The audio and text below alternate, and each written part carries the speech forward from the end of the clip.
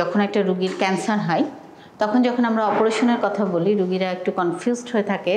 বিশেষ করে রোগী চায় যে তার ব্রেস্টটা রেখে টিউমারটা সরিয়ে অপারেশন করতে, কিন্তু রোগীর লোকজন বা আত্মীয় স্বজন যারা আছেন তারা বা গার্জিয়ান আছেন তারা মনে করেন যে এই ব্রেস্টটা পুরো ফেলে দিলেই মনে হয় রোগী বেশি দিন বাঁচবে বা ফেলে দেওয়ার পক্ষে থাকেন। এখন আসুন যে আমাদের তখন বোঝাতে হয় আসলে, তা আমি আপনাদেরও একটু বোঝাতে চাই যে ব্রেস্টটা পুরো ফেলে দিলে কী লাভ আর রেখে অপারেশন করলে কী লাভ। আমরা কথা হচ্ছে আমরা যখনই একটা অপারেশন করছি আপনার একটা অঙ্গহানি করছি, এই অঙ্গহানি আমরা কাটাছেঁড়া করছি, এই কাটাছেঁড়া করার পেছনে আমাদের একটা উদ্দেশ্য থাকে যে আপনাকে আমরা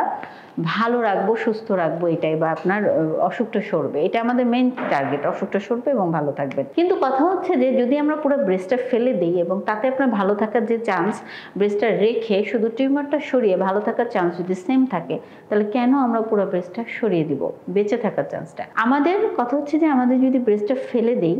তাহলে আপনার কি কি সমস্যা হবে বলি। আপনার বেঁচে থাকার কিন্তু কম বেশি কোনো কিছুই হবে না এটাতে, কিন্তু যেটা হবে আপনার একটা অঙ্গহানির পর মানসিক অবস্থার অবনতি হবে,